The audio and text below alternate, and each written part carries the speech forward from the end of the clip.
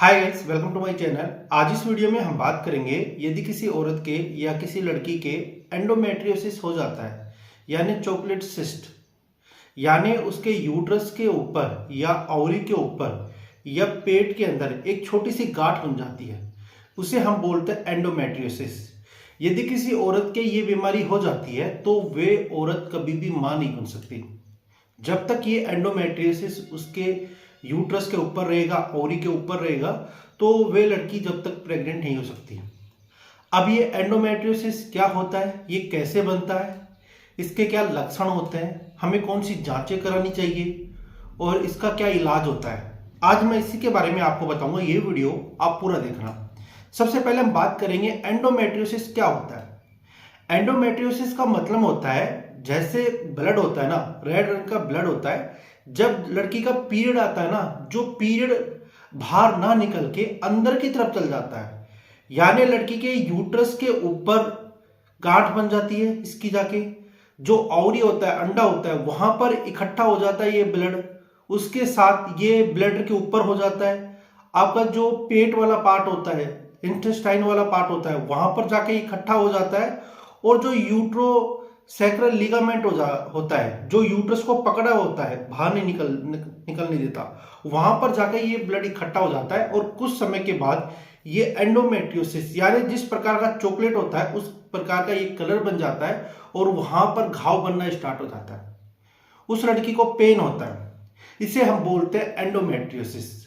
अब ये एंडोमेट्रियोसिस किसी औरत के हो जाता है तो आपके पास वे औरत आती है, तो आप उसके लक्षण देख के कैसे पता लगा सकते हो। सबसे पहले वे औरत बताती है कि उसे जब पीरियड आता है ना, तो भयंकर वाला पेन होता है। एक तो पहली कंडीशन। दूसरी कंडीशन, साइकिल जब चलती रहती है, जैसे 1 से 7 दिन तक साइकिल चलती है, उस दौरान भी पेन होता है और साइकिल के बीच के अंदर भी पेन होता है। ऐसे आप पता कर सकते हो। दूसरी कंडीशन, जो उसका पीरियड होता है ना, ये हैवी आता है। जैसे नॉर्मल लड़कियों का जो पीरियड होता है ना, इसमें 80 ml ब्लड बाहर निकलता है, बस इतना ही वेस्ट होता है। और यदि किसी को एंडोमेट्रियोसिस है तो इसके अंदर 200 ml तक ब्लड भी बाहर निकल जाता है। पेन होता है, औरत चिड़चिड़ी होती है, सर में दर्द, हाथ पाँव के अंदर दर्द होना स्टार्ट हो जाता है, पाँव के अंदर कंपन आना स्टार्ट हो जाता है। एनी टाइम वे लड़की उसके पेट के आसपास दर्द बताती है, तो ये एंडोमेट्रियोसिस के लक्षण हो सकते हैं। और हम उसके बाद उसकी जांचें कराते हैं। जांच के अंदर हमें एमआरआई करानी चाहिए, अल्ट्रासाउंड कराना चाहिए, इससे भी हमें पता लग जाता है। अब हम बात करेंगे, ये एंडोमेट्रियोसिस हो जाता है किसी औरत को, तो उसके बाद हमें कौन कौन सी प्रॉपर इसकी जांचें करानी चाहिए। आपको पता है कि आपको एंडोमेट्रियोसिस है और आपका जो पीरियड है हैवी आ रहा है, पेन हो रहा है, और जब भी आप अपने पार्टनर से मीटअप करते हो तो मीटअप के दौरान पेन होता है, जल्दी से आप प्रेग्नेंट नहीं हो रही हो, तो आपको इसकी 3-4 जांचें करानी चाहिए। सबसे पहले आपको अल्ट्रासाउंड कराना चाहिए। अल्ट्रासाउंड के बाद आपको एमआरआई करानी चाहिए। उसके बाद आपको लेप्रोस्कोपी करानी चाहिए। लेप्रोस्कोपी क्या होता है कि जो आपका पेट होता है ना, उसके ऊपर से कुछ इमेज ली जाती है।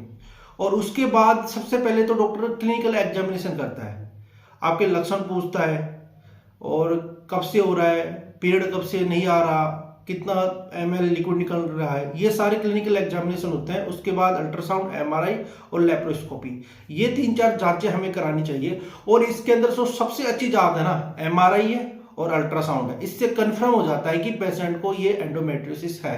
उसके बाद हम बात करेंगे, हमें प्रॉपर ट्रीटमेंट, तो इसकी सर्जरी होती है, लेप्रोस्कोपी होती है और हिस्टेरेक्टोमी होती है। इसकी 2 सर्जरी होती है, लेप्रोटोमी और हिस्टेरेक्टोमी इसकी सर्जरी होती है, जिसमें डॉक्टर इसे बाहर निकाल देता है। जैसे ओवरी के अंदर एंडोमेट्रियोसिस हो गया तो डॉक्टर क्या करता है, लेप्रोस्कोपी करता है, और लेप्रोस्कोपी के साथ करता है कि जो हिस्टेरेक्टोमी करके उसे बाहर निकाल देता है, पहली कंडीशन।